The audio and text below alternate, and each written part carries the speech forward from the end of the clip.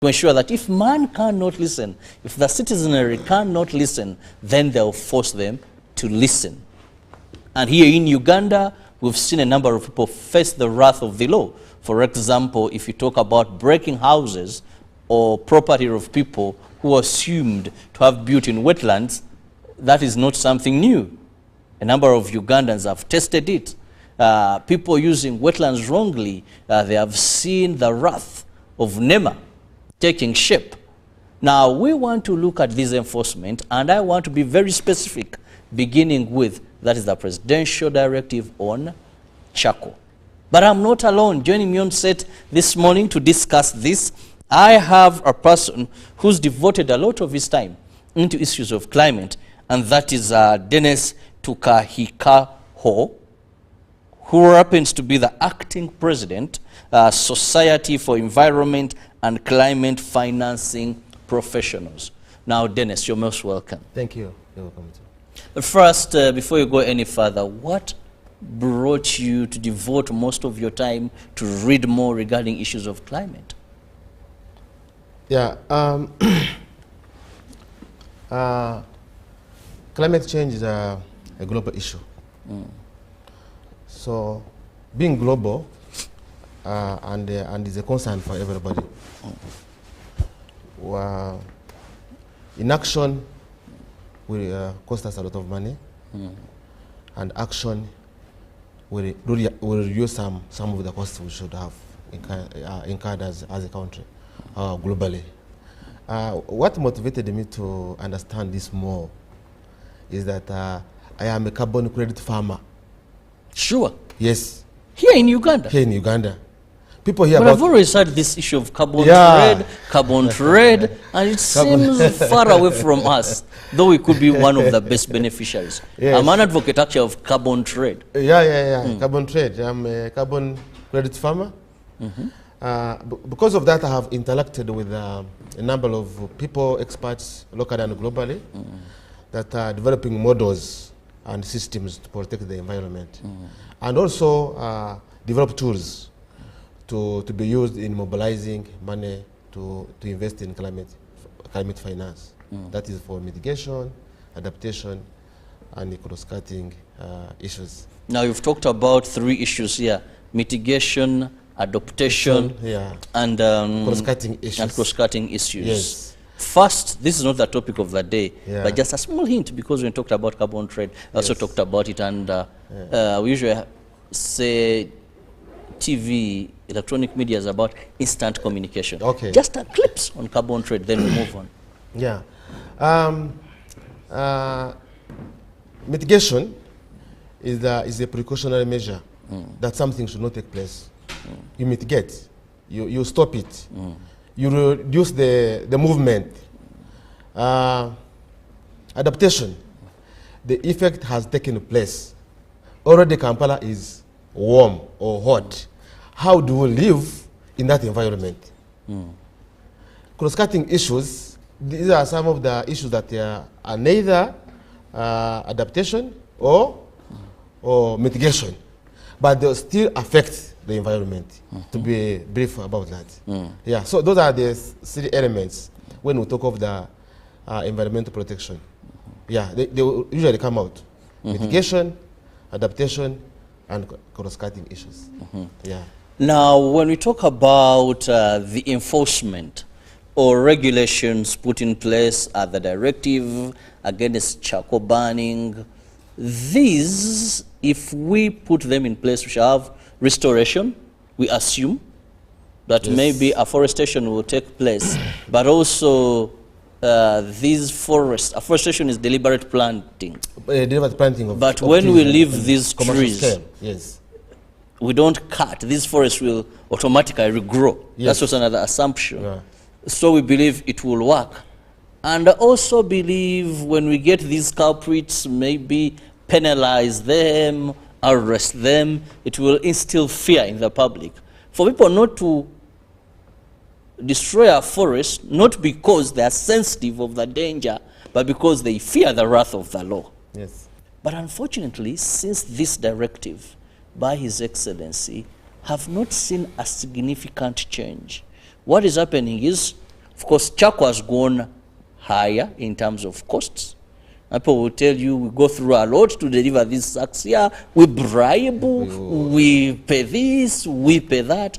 So by the time a truck arrives in Kampala, it is almost times 2 the price it used to arrive. But anyway, it has arrived. Yeah. So how do we go about this? I don't know. The viewers should know that a presidential order, a presidential directive, is a very sensitive communication to the nation. The president is not a joker. When he says something, it must act. So once president put an order on stopping, banning trade and sale of charcoal, especially from northern Uganda, it became an illegality. So it is illegal now. It is part of the law. It is illegal for you to cut a tree, burn charcoal, transport it, and use it. Even the people who use charcoal now in Kampala, most of them are using it illegally. But now the enforcement, of course, illegality is there, but what is the cost of enforcement?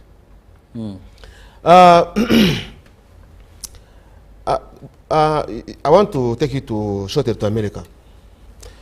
When President Trump put a presidential order on migrants, he signed it today, like today.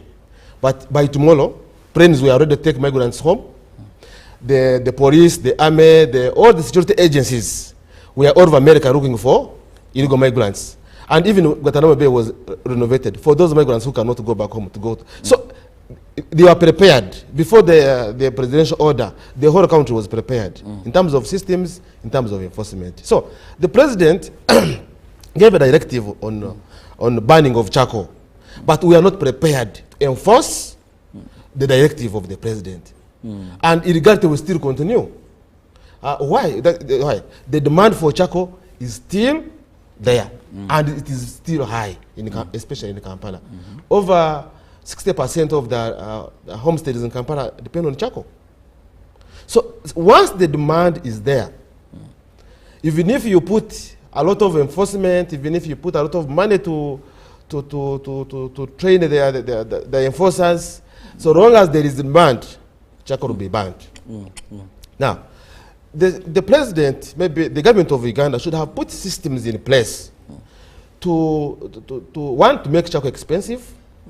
Number two, for people to lose appetite on using charcoal. Or people should be, there must be awareness on the dangers of using charcoal at the household level. Even when you are using it at the household level, the gas it produces, how does it affect you? But still, government should have put incentives in place for people to abandon charcoal. And you don't get surprised that the enforcers, the so-called enforcers, are the ones escorting trucks from northern Uganda via Kaluma up to Kampala. This is police,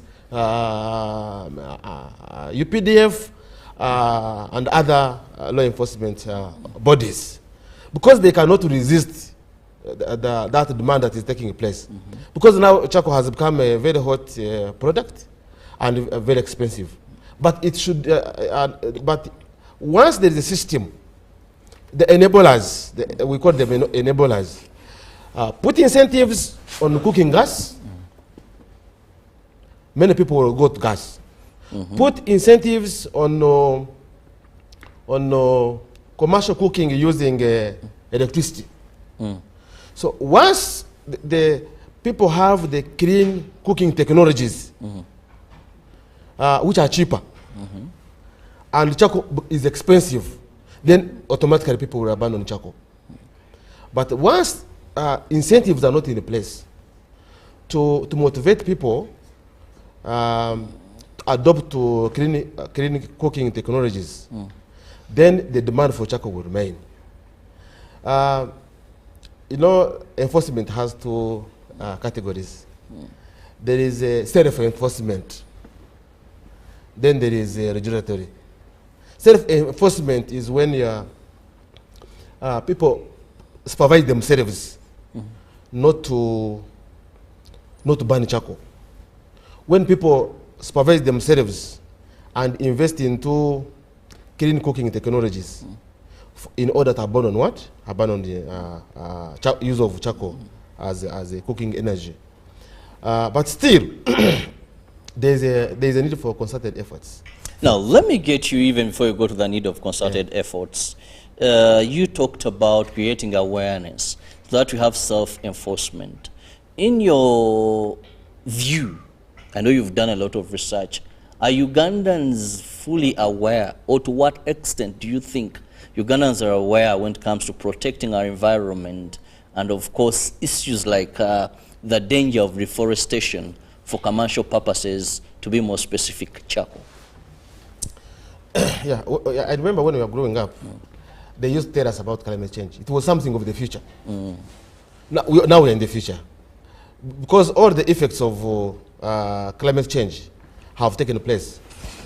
Before people to know that there is climate change, maybe there is flooding, there is prolonged drought. That's what people used to know. But climate change can take like in a million forms, from safety, from health, to degradation, to flooding. People become resistant to drugs, use of chemicals, like 1 million. And I want to assure you that majority of the Ugandans, they know about climate change because they have been affected. Really, in the last 1 week, if you are living in Kampala, the temperature is a bit high. Yeah, you will know that something is not usual. You don't need to be told because it is affecting you directly. But other effects of climate change are long term. They are silent. They are long term, like diseases. If cancer, if you get cancer because you are using these technologies that are not eco-friendly, cancer will show up in the next 15-20 years. If they put a telecom mast in your residential area because of the heat waves and everything, the effect of that will take place in 25 years. So people may not notify the effects in the short term. But there are those that are short term and they are, which are current and they are known, and people have been affected. When we talk of the landslides, people have been displaced. Hundreds of people have been displaced in the Mount Elgon area. If you talk of diseases, I had a meeting at the Minister of Health, I think 2 weeks ago, discussing this climate change issue. And the doctor told me, Dennis, we never used to have malaria in Kabale and part of Rwenzori. But now these regions are prone to malaria because of climate what? Because of the warming. Yes. Warming.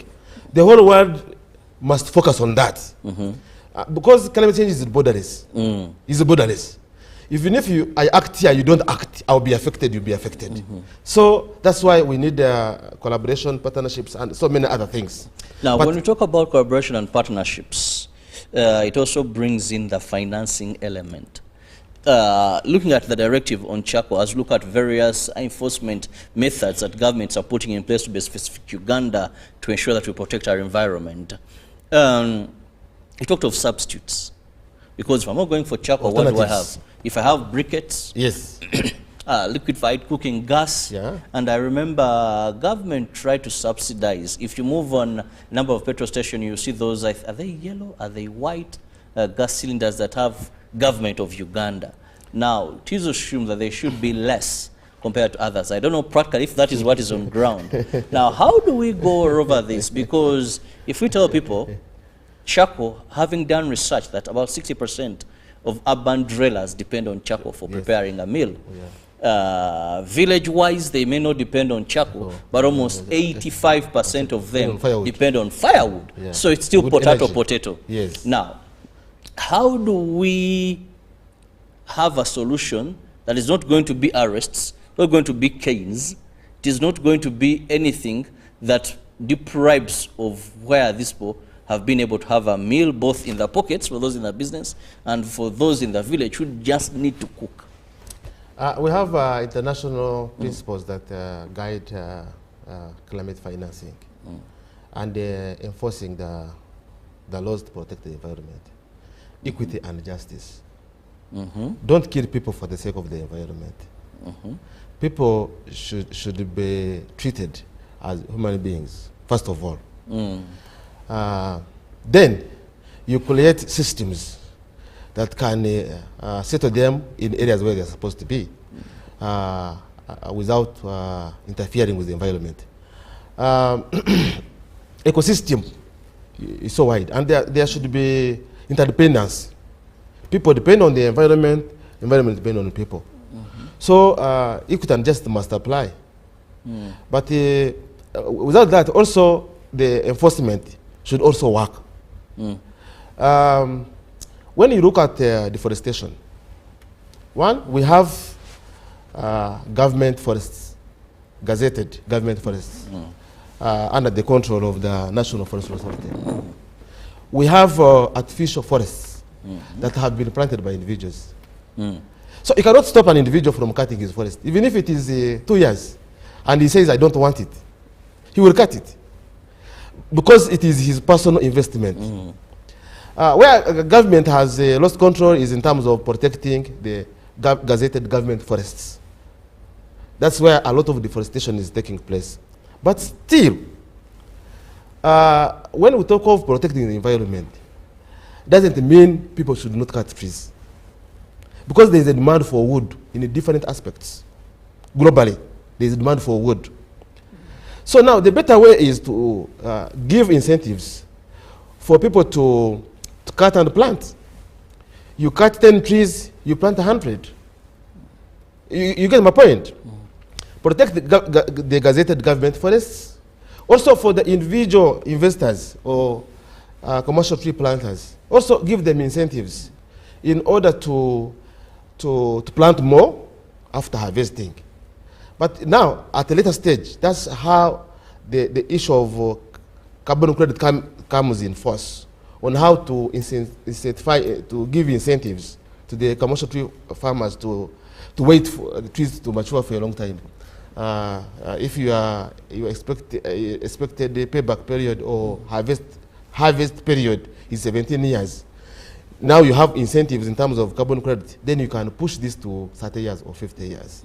That's the basic aspect about carbon credit. But we shall go into details on how it works, how people can trade in carbon, and the other parameters that can help us to protect the environment. But back to self-regulation, you have seen in the recent past, NEMA coming up, pushing people out of the wetlands, people complaining, why are you leaving Chinese? Why are you leaving rich people in Munyonyo who are in the wetland and concentrating on the poor? And it brings many questions. Yeah, because you cannot protect the environment when you are poor. Yes. You cannot. Some people depend on the environment to get income. Charcoal dealers. Charcoal dealers. So you must put alternative sources of income for people to abandon the income from the environment, cutting of trees and burning of charcoal. There must be alternative. But still, there also must be alternative demand. You must substitute charcoal. How are we prepared in Uganda to substitute charcoal? I was reading a few days ago, Malawi. Malawi is one of the countries that has been hit hard by the climate change. You can imagine they have a national charcoal strategy. Oh.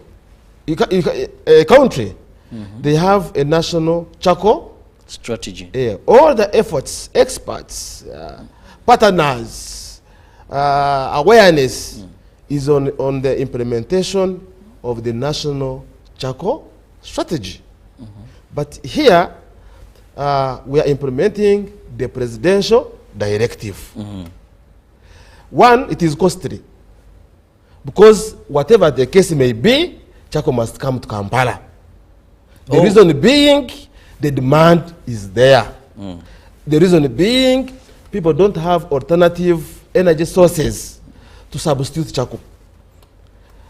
You talked about the subsidies they gave to homesteads in terms of gas. Yes, yes, you can give a person a free gas cylinder, filled, but after it gets exhausted, how much? Refill. It has to refill. About 50,000.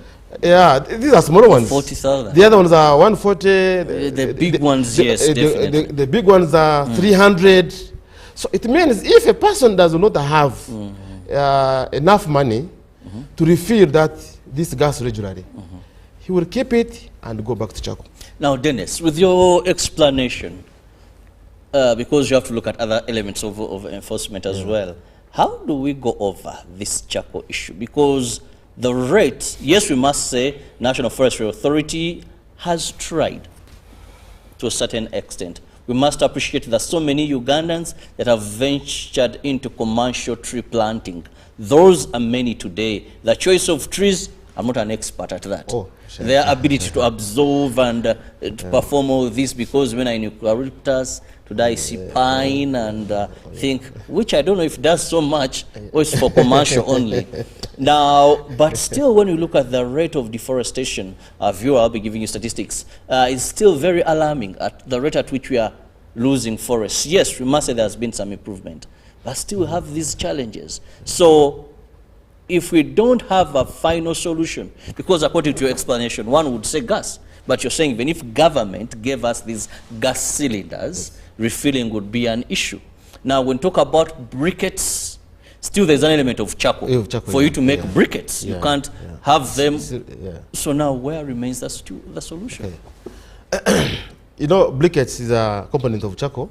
It is recycling charcoal. You can't still have briquettes without charcoal. Without charcoal, but it helps to consume charcoal 100%. Because others, when there's that substance that remains, they throw it away.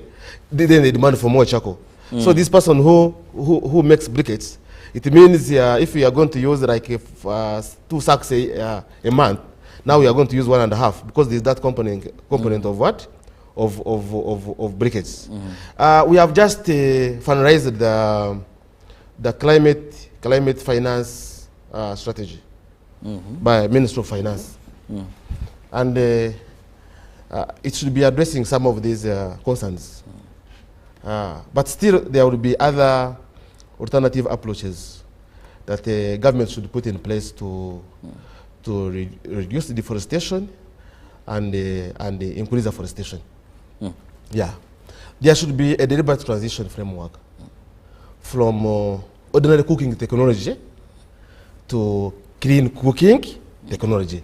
And this covers a number of sectors, not only Kampala dwellers. I'll give you an example of schools. You know the number of schools we have in the country?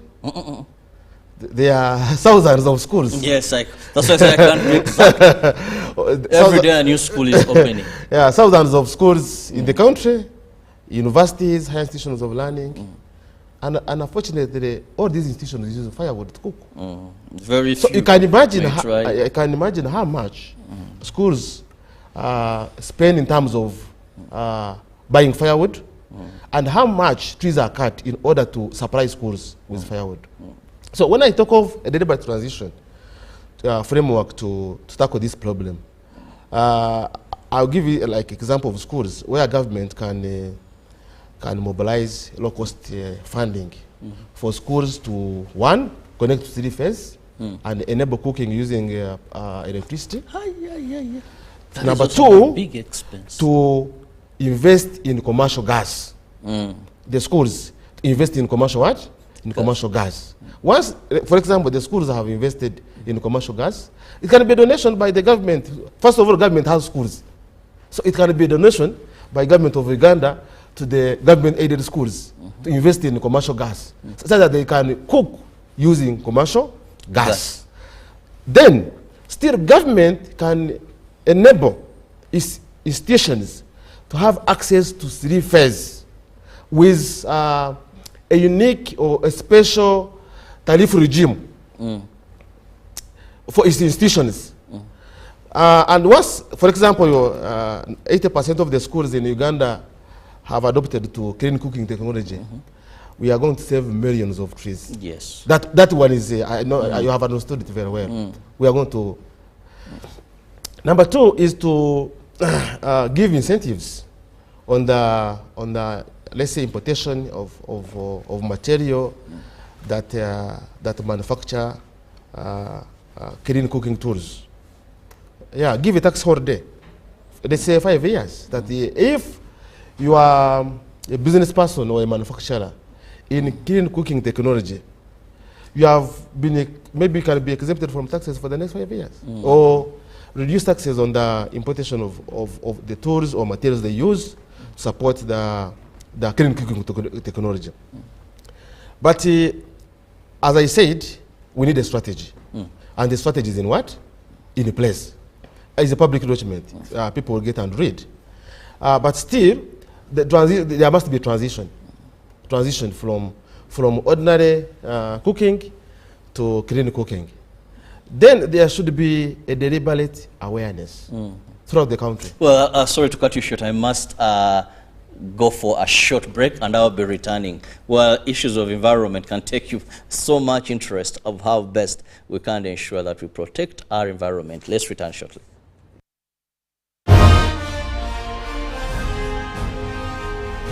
Live from UBC Studios in Kampala, this is Good Morning Uganda Extra.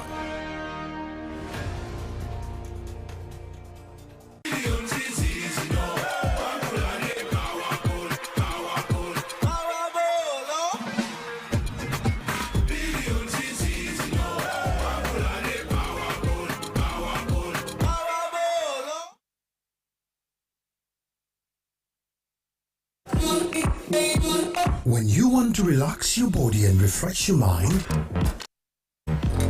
welcome to Hotel La Confidential, Aroa's premier destination for luxury and comfort. The only hotel in Aroa City offering a serene atmosphere, breathtaking scenery. Come and discover our exclusive wellness club with packages that include a fully equipped gym, a rejuvenating sauna, steam bath, and a great sky blue swimming pool. For events, our state-of-art conference halls and versatile event spaces are perfect for hosting shows, wedding receptions, birthdays, and more. Come and enjoy our cinema hall and unisex saloon, all designed to meet your entertainment and grooming needs. Bring your family and let your kids splash around in our beautiful kids water park. We are located on Aroa Pakwachi Highway in the heart of Aroa City. Don't wait. Visit us on www.hotelconfidential.com or call us on 0761 688 181.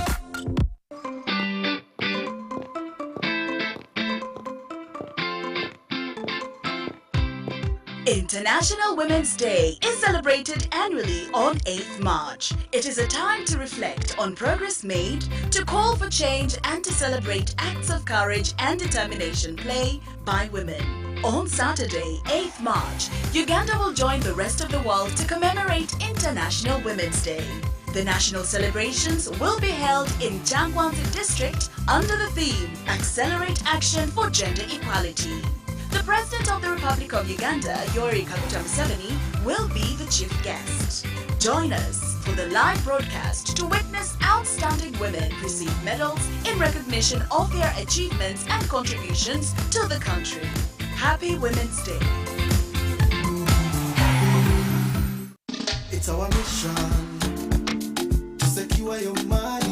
Protecting your money is as important as earning it. It is for this reason that the Deposit Protection Fund of Uganda, DPF, was established by the government of Uganda to provide deposit protection to customers of regulated financial institutions. In the unlikely event that your commercial bank, credit institution, or microfinance deposit-taking institution fails, the DPF will pay you up to 10 million Uganda shillings. Keep your personal information such as national identification number, mobile phone, or an alternative bank account updated with your banker. Terms and conditions apply. For more information, contact DPF at Aha Towers, Plot 7 Lodell Road, Kampala. Call 0312-206-400 or visit our website at www.dpf.or.ug.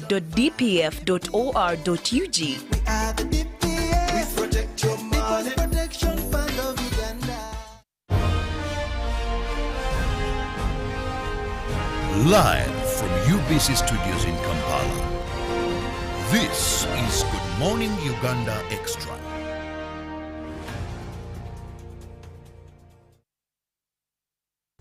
You're still watching Good Morning Uganda Extra. Robert Chirabo Nyonyitono, and it's all about the talk is basically protecting our environment and looking at the various measures of enforcement that have been put in place to protect the environment. I'm with Dennis Tukahikaho, who happens to be the acting president of the Society for Environment and Climate Financing Professionals, who are aiming at ensuring how best can we ensure there is financing. Now, Dennis, I want to bring also to your attention that away from the enforcement, we've had various commitments looking at how best those that destroy more can pay us that don't destroy so much to ensure that we can have adoptive measures. We've had the various scopes, this Conference on Climate Change. And one of the dream or the craving of African nations there has been the loss and damage fund. Yeah. Every time you people go to different cities all over the world, it's been that talk, loss and damage fund. How do you ensure that we, who don't emit so much in the atmosphere, there is something that comes? Let's look at that area. Climate financing, the global commitments we are doing. How are we moving, and are we making any reasonable, I want to use the word, reasonable breakthrough? Thank you. I want to bring to your attention that from 1950s to date, Uganda has been ranked as one of the countries with zero emission. But with commercialization of oil and gas, Uganda would be one of the suspects when it comes to high emission. From 1950 to 2023, Uganda emitted around 120 million tons of carbon. In 2024 alone, it emitted 6 million tons of carbon. Now, when we commercialize oil and gas, we are going to triple. We are going to be high emitters. So this issue of saying we have not been emitting high, no, it is coming to an end. So what does this imply? It means also we are joining the key suspects, the India, China, America. In Uganda now, per capita emission is 1.4 of a ton per person in Uganda, which is a bit lower compared to America, around 14 tons a year. But with oil and gas, we are going to triple our per capita emission. So, which means we are becoming key suspects. So, what does it mean to us as Uganda? You talked about different protocols and arrangements. You talked of the COP19. COP19 is an implementation of the Paris Agreement, which was made in 2015, on the commitments by different countries to mobilize and finance climate change activities. Now, it has been like a norm that money should come from highly developed economies because they are high emitters, to less developed economies because we are low emitters. I've written an article about the embarrassment in the COP19, how the negotiators from developing world were embarrassed. Yet united as one. Because I remember during COP19, we said, let's not go as countries. Let's go as blocks. Yes, go as blocks. That's when we are many and should have a very strong voice. In different COPs, COP 28, 27, 26, it would take around 2 days for developed countries to make commitments. How much they are going to invest into, to mobilize as climate finances to less developing countries. During the COP19 at Abidjan, it took a week. It took a whole week when the developed countries are not committed how much they are going to contribute per annum. Now, the negotiators from developing world, they wanted developing countries to commit 1.6 trillion. 1.6 trillion, 2025, 2030. But because of the many factors that took place, and some of them you know, others I'm going to tell you, the developed countries only committed 300 billion US dollars. What brought this? One, America pulled out of the Paris Agreement. Trump says, climate finance is a hoax. It is a creation of China to confuse Americans. He has pulled out. So and it has been one of the biggest contributors globally. And number two, Trump, because of the domestic budget cuts to donations and other things, he's creating a revolution in other donor countries. So they are going to follow suit. They are going to cut donations and funding in terms of climate finance. I think we are on the same line there. These developed countries also have physical tensions, monetary tensions, and trade tensions between themselves. And you see the wars and many other factors that come across will affect the cash flows from developed economies to less developed economies. That's why during the COP19, developed countries only committed 300 billion. And I want to tell you, some of the countries even didn't commit. They even moved out of the negotiation. A country like India moved out, the delegates from India moved out of the negotiation. So it means the delegates from developing countries got a low deal. But they are telling them, they are sending them signals that today onwards, what is your contribution? So this one brings us to the NDCs, the National Determined Contribution. When you look at Uganda's climate finance projections, 2025, 2030, it is a shame because they are saying 85% external, 15% internal sources. Yes. Now, where you expect money from external sources? Things are not moving on. Things are not moving. You have gotten a low deal from the COP19. A low deal. Yeah. So it means you have to reverse. Maybe 15 external, 85 internal. But also there is a question of what exactly are this financing going into? You earlier introduced yourself as a carbon trade farmer. Yes, I am a carbon trade farmer. Many will even wonder, like I said, this in Uganda, because at the various scopes, we even had a commitment on these developed countries that carbon trade was the deal, because we grow the trees, and of course we'll mitigate. They do carbon loads. They'll do the carbon load. Yeah. But still even that, actually the first person I've come across who says he's a carbon. I remember one time I was at the meeting, but that also is still. So why do these finances that we are saying bring? How are we going to use them right? Maybe these are some of the issues that maybe we've failed to explain very well when you go to these platforms, away from just saying our negotiators and other factors. That is a very good question. Currently, I'm team leading a team of experts. We are carrying out stakeholder mapping on climate finance sources and allocation for government of Uganda from 2015 up to 2024.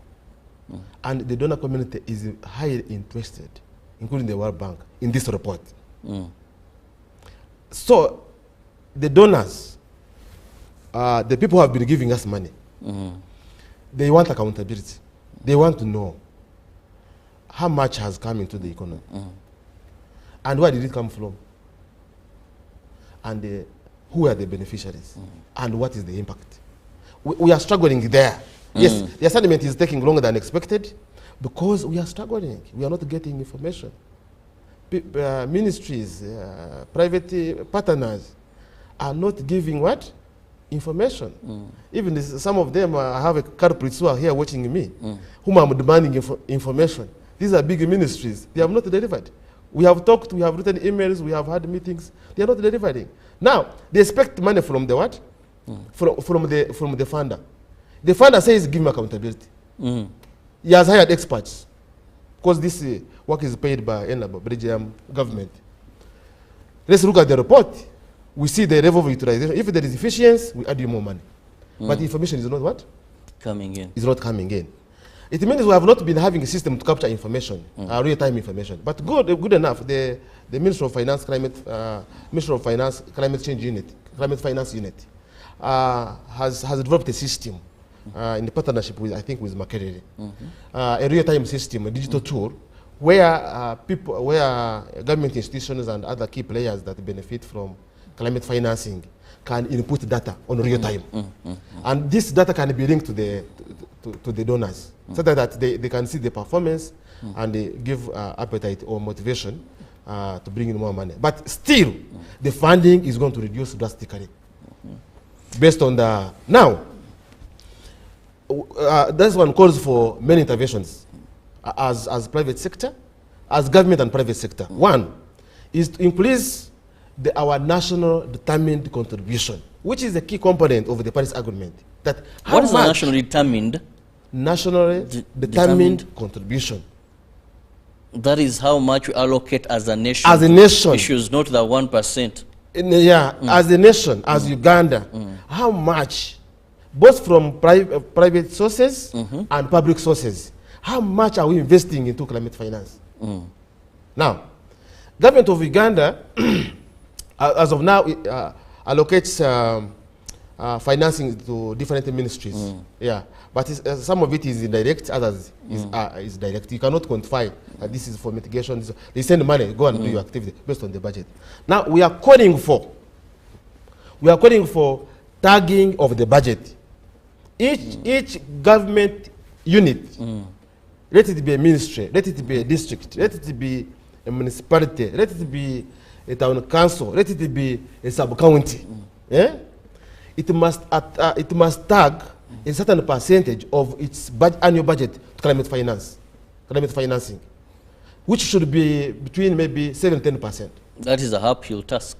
Yeah, that is enforcement. We have to convince the Rugorobi.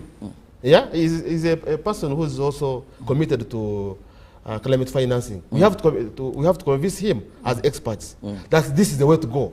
And once the government has given a directive that part of your budget must have a component of climate finance, then you have no way to get out of it. Yes.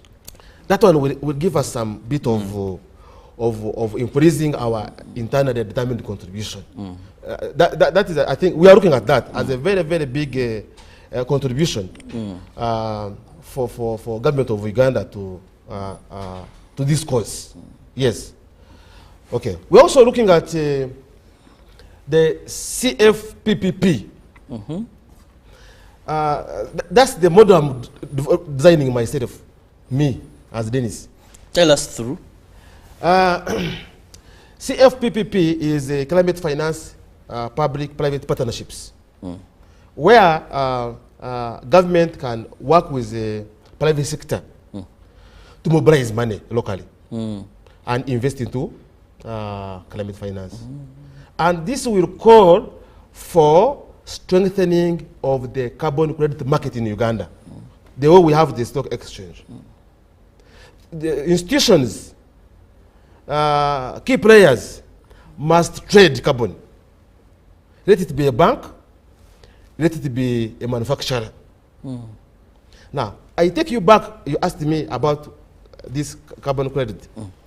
Globally, each country is, through the protocols and agreements, is assigned a quota of how much you should emit in the horizontal layer, in the atmosphere, the amount of carbon. Yeah, there are other gases, but the main gas is carbon dioxide. So, because of these international protocols and agreements, each country knows how much it is supposed to emit in terms of carbon. Now, when you go beyond, because by determining the amount is based on your industrial level, determined on your population, location, geo mapping, all that. You get my Yes. point? Yes. Yes. So now, once you are a country and you emit more than your quota, they put a threshold. Now, when you emit more than, they penalize you per ton. You have to pay penalty as a country. Now, because you are not complying. Now, a country which is emitting less, are you getting me? Yes. It gets credits. Gets credits. I will give an example of Kenya and Uganda. If Kenya is emitting more, maybe 100,000 metric tons a year, in excess of its quota, there is a price per metric ton. Now, if Uganda is emitting less, Uganda has credits, it acquires credits, because it has not, it has reduced its emission. So instead of Uganda, Kenya paying a penalty, which is heavy, it comes to Uganda, they say, okay, my neighbor, I see you have a balance.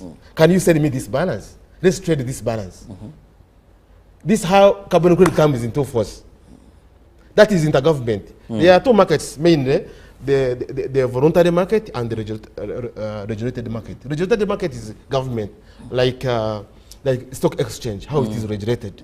So government will put a framework for carbon market, which is regulated.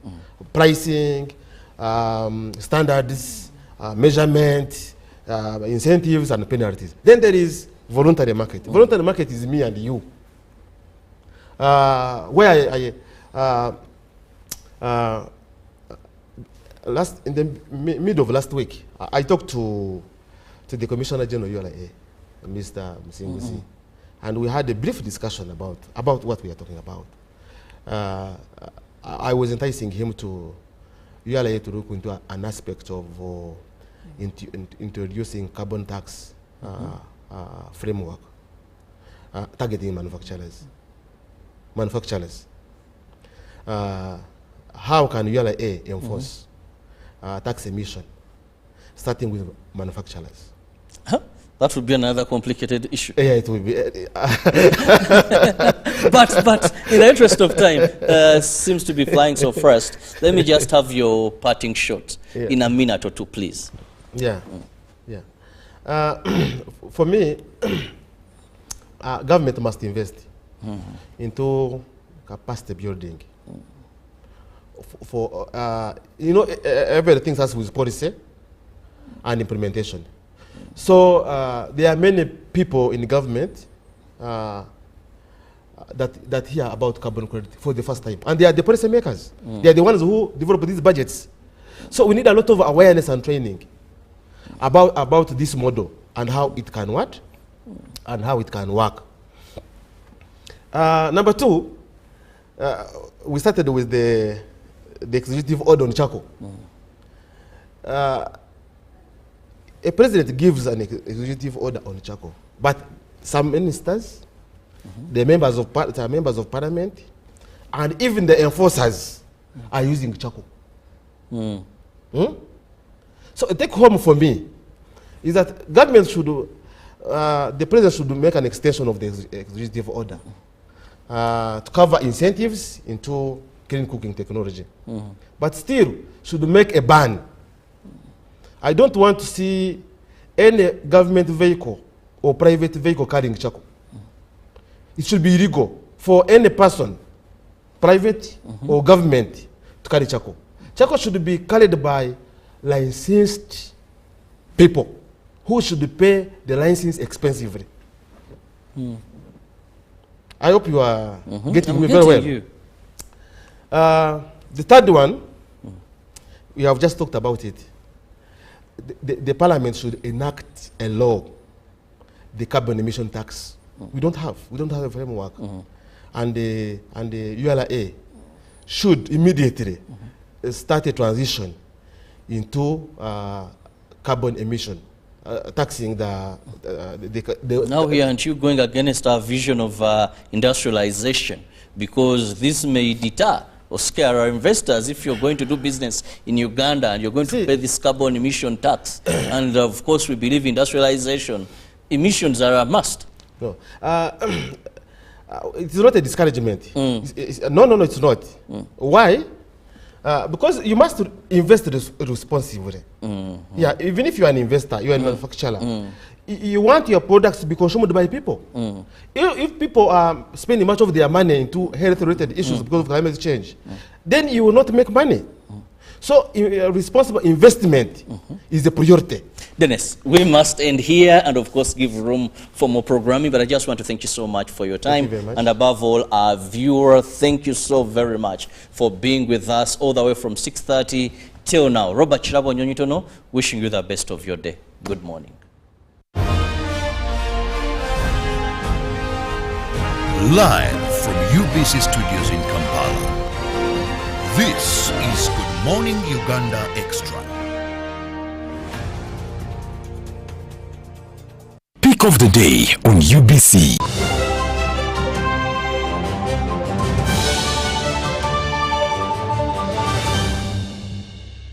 Was brought to you by I'll call you every day, yeah, yo, baby, don't know. You can now get all the Chibuzi out with MTN voice bundles. Call all networks. Kubei Dondoro. Buy a 25-minute voice bundle for only 1,000 or buy any daily voice bundle of your choice. Dial *100 *21 hash and select daily or use the My MTN app. When we talk together, we are unstoppable.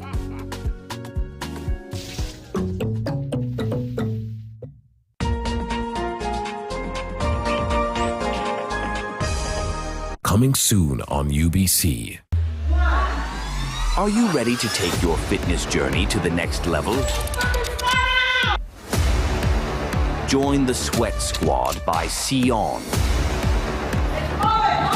Coming soon to UBC TV. With expert guidance, cutting-edge workouts, and a supportive community.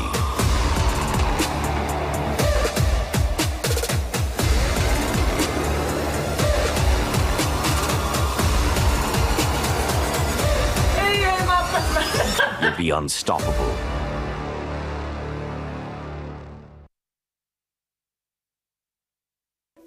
In a nation hungry for truth, a world where every story matters, there exists a beacon of trust and reliability. For decades, they've been our voice and our window to the world, holding the mirror of our history. With 4 TV stations and 11 radio channels spanning 27 languages, they stand as guardians of information, defenders of truth. With Maskari Heritage Advantage, they uphold every citizen's right to reliable and free information. Their archived stories shaped our past and illuminate our present. Yet now, as new challenges arise and the world evolves, their mission faces its greatest test yet. Be part of our journey and let's navigate the unknown, uncover the untold, and safeguard our future together. Tune into your public broadcaster, for it is the intersection of trust and truth. Because to UBC, your story, every story, and every voice matters. UBC, inspiring Uganda.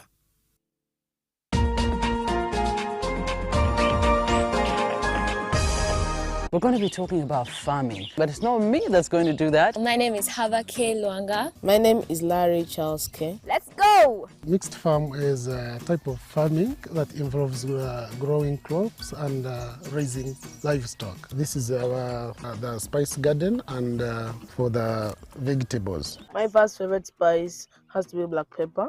What's black pepper in Uganda? Kamulali or mudagavu. What? We're going to talk about the sechunga. We're going to see how big it is, as big as Larry's head.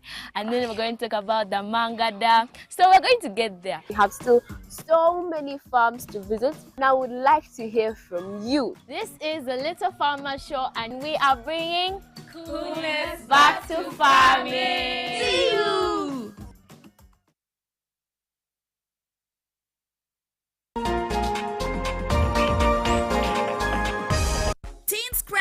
an amazing Off the Hook youth program brings you an array of fun, exciting, and educative segments you do not want to miss. From red carpet moments to proms, youth empowerment programs to youth gig vibes, and so much more, Teen's Crown will get you hooked. Only on UBC TV every Saturday at 1:30 p.m. Don't miss.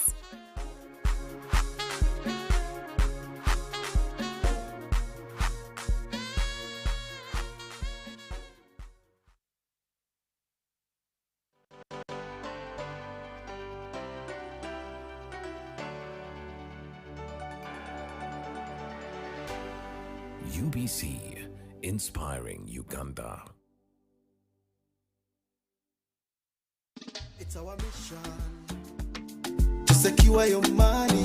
Protecting your money is as important as earning it. It is for this reason that the Deposit Protection Fund of Uganda, DPF, was established by the government of Uganda to provide deposit protection to customers of regulated financial institutions. In the unlikely event that your commercial bank, credit institution, or microfinance deposit-taking institution fails, the DPF will pay you up to 10 million Uganda shillings. Keep your personal information such as national identification number, mobile phone, or an alternative bank account updated with your banker. Terms and conditions apply. For more information, contact DPF at Aha Towers, Plot 7 Lodell Road, Kampala. Call 0312 206 400 or visit our website at www.dpf.or.ug.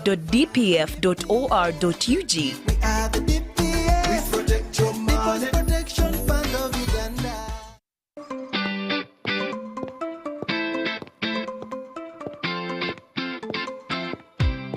International Women's Day is celebrated annually on 8th March. It is a time to reflect on progress made, to call for change, and to celebrate acts of courage and determination play by women. On Saturday, 8th March, Uganda will join the rest of the world to commemorate International Women's Day. The national celebrations will be held in Changwanzi district under the theme Accelerate Action for Gender Equality. The President of the Republic of Uganda, Yoweri Kaguta Museveni, will be the chief guest. Join us for the live broadcast to witness outstanding women receive medals in recognition of their achievements and contributions to the country. Happy Women's Day. Attention all young people of Chigezi, Honorable Minister of State for Youth and Children Affairs and National Vice Chairman, PLU, Honorable Dr. Balambaruga Hariatenyi, cordially invites you to the Chigezi Youth Day Symposium and Rally. Join us this Friday, 21st February 2025 at Kakakunda Playground in Chigezi, Ruchige District for an exciting event packed with Poverty Eradication Crusade, hear from key crusaders on strategies to overcome poverty, football, cheer on your favorite team in the NRM Youth vs PLE football match, entertainment galore, enjoy delicious eats, refreshing drinks and thrilling entertainment, youth empowerment, learn from youth livelihood coordinators and other youth program coordinators on how to benefit from government programs, launch of basic skilling programs. Our special guest, Honorable Balambaruga Hare, will be joining us to make this event even more unforgettable.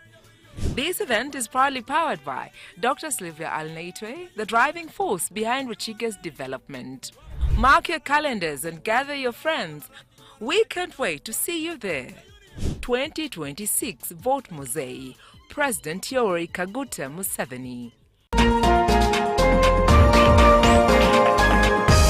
Dear UBC TV viewer, UPDF Legacy, a popular program previously airing on Sundays at 9 p.m. will now air every Thursday at 11 p.m. on UBC TV. The program delves into UPDF's transformation efforts, protection and service to the nation by showcasing the Army's contribution to national development and regional stability. Join us as we continue to explore the Uganda People's Defense Forces mandate of preserving and defending national sovereignty and territorial integrity of our motherland, Uganda. Stay tuned for more informative programs, stories, interviews and updates about the works of the UPDF. We look forward to sharing UPDF's legacy with you. This is just an adjustment in time, but the same great content.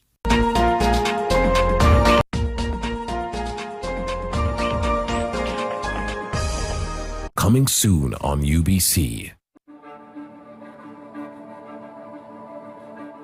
Me, Gashumba, you call me Endiga. Me. In all animals, you call Gashumba Endiga. Right on Peter and Pologoma. Obey Leopard. Me. Me is a privilege to serve the nation and the generation and the church.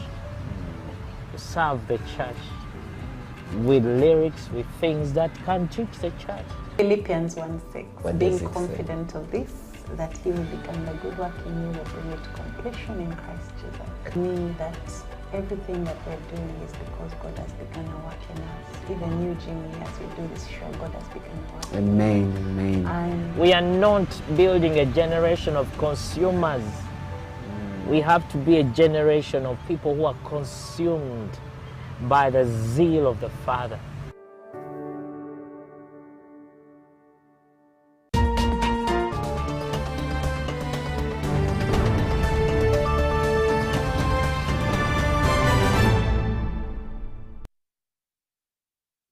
We presented that report, and the IGP instructed us to further clarify on many issues in that report, and that is the reason why we are here. I am the Director Traffic and Road Safety